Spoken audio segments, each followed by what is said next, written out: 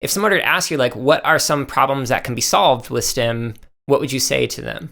Yeah, that's a great question, Jared, because I think a lot of educators feel that way. Like, what can I do? How can I start? And frankly, it's great when educators start with just those simple projects that they see, like we're going to take toothpicks or straws or spaghetti and marshmallows and gumdrops or whatever we can and build tall towers. Those are great. Those are the simple entry points that every teacher needs to start to feel confident with STEM. Because if you just set a 3D printer in front of an educator and say, there you go, now that's STEM in your classroom, they're going to be intimidated. They're not going to have confidence. They're going to feel like they don't have any training.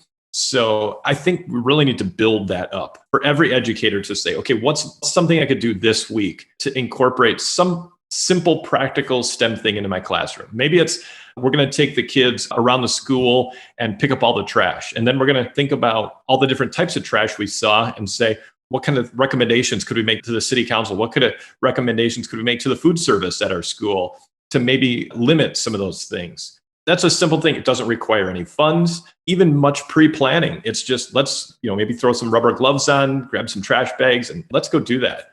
I think that there's a lot of little problems inside every school, or even the kids could bring from their home or their neighborhood, things that they could say, let's try to tackle this problem. And then you've especially increased that relevance aspect as well. That really resonates with me. I recently recorded like a little mini series on Paulo Freire's book, Pedagogy of the Oppressed. And so one of the things that he talks about in that book in particular is like a problem-posing approach to education and the importance of that, and making it so that you're solving problems that actually matter. And so your example of like picking up trash around the school, that is an example that I can think of with that. So that definitely resonates with me. This excerpt of the CSK8 podcast is from episode number 59, which is titled Daily STEM with Chris Woods. You can listen to the full episode as well as hundreds more by searching for the CSK8 podcast on your favorite podcast app or by going to jaredaleary.com.